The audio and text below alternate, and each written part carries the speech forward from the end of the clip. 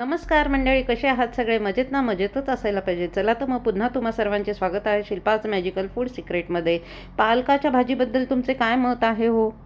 बहुगुणी पालक आपण नक्कीच नाकमुरडतच खातो. चला तर मी ही बहुगुणी का म्हटली आहे तर हे पुढे तुम्हाला सांगते.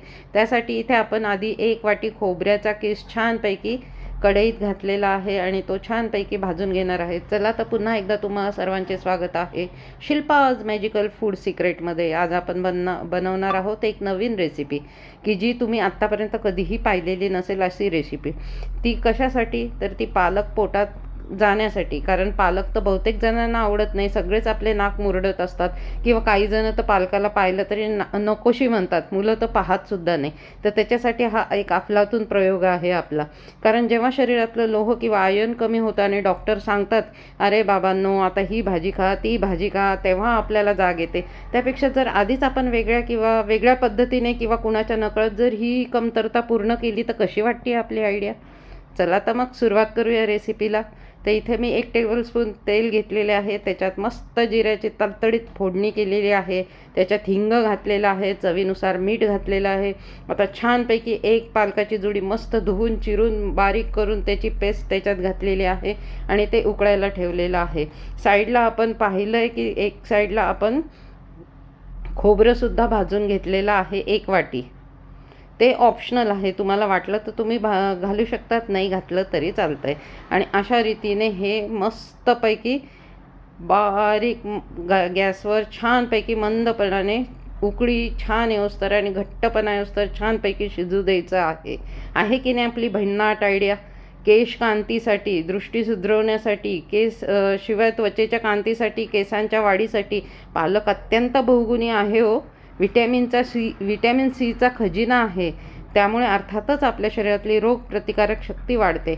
आयर्न शरीरातल्या लाल रक्तपेशी तयार करण्यास मदत करतात.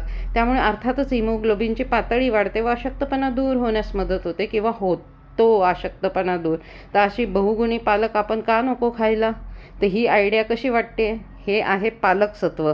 अर्थात आता आपण इथे मस्तपैकी पालक बारीक शिजवून घेतलेला आहे. त्याच्यात ते खोबऱ्याचा चुरा घातलेला आहे आणि मंद गॅसवर तो परतून घेतलेला आहे जोपर्यंत पालकाचा रस घट्ट होत नाही तोपर्यंत, अशा रीतीने. आणि मस्तपैकी हे सगळं मिश्रण आपण आता ताटात पसरवून घेतलेलं आहे. पालक अशा एक गोष्ट आहे की त्याच्यात इतके फायबर आहे की बद्धकोष्ठतेची समस्या दूर होते, पचनक्रिया सुधरवते, शिवाय रक्तदाब कोलेस्ट्रॉल नियंत्रणात ठेवते.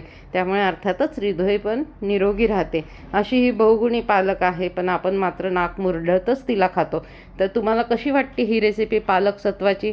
अशा रीतीने हे तयार झालेले पालक सत्व आपल्याला 1 ते 2 दिवस छानपैकी उन्हात मस्तपैकी वाळवून घ्यायचे आहे आणि त्याची मस्त पावडर तयार करून ठेवायची आहे. तुम्हाला वाटेल तेव्हा तुम्ही त्याच्यात लसूण हिरवी मिरची घालून चटणीसुद्धा बनवू शकता, कारण त्याच्यात खोबरं तर आहेच. शिवाय भाजीमध्ये एखादा चमचा तुम्ही घालू शकता की नकळत मुलांच्या पोटात सहजरित्या पालक जाऊ शकते. आहे की नाही आपली भन्नाट आयडिया? कशी वाटते? आवडल्यास नक्की शिल्पाज मॅजिकल फूड सिक्रेटला लाईक आणि सबस्क्राईब करा आणि अशाच नवीन नवीन रेसिपी पाहण्याचा आनंद घ्या आणि तुमचे सजेशन्स पण मला कळवा. कशी वाटते आपली रेसिपी? आवडली का? आवडल्यास मला नक्की कळवा. Thank you so much. आणि नक्की करून बघा.